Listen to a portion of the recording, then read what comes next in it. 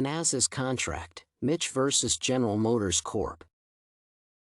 An implied warranty assures the buyer of product reliability based on the intended uses, usually expressed as commodity merchantability or fitness.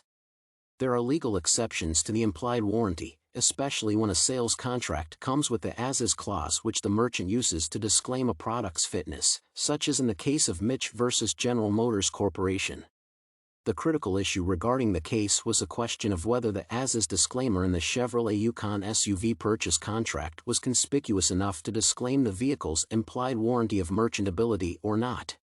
The most probable reason Rockenbach Chevrolet, the merchant, paired the purchase contract with an as-is disclaimer is that the Yukon had covered over 36,000 miles of road service before Mitsch's purchase.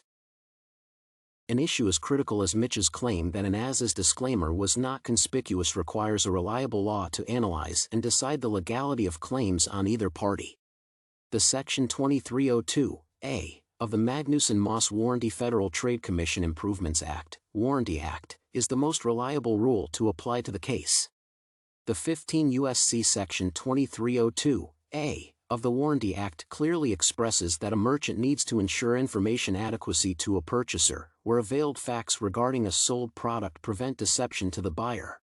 Relating the rule to my facts about the case, the existence of an as-is disclaimer with an extended service plan was information clear and adequate enough to appraise the buyer of the vehicle's condition at the time of signing the contract. Moreover, the as-is disclaimer was written in uppercase letters captured in the purchase contract which the plaintiff definitely read and signed.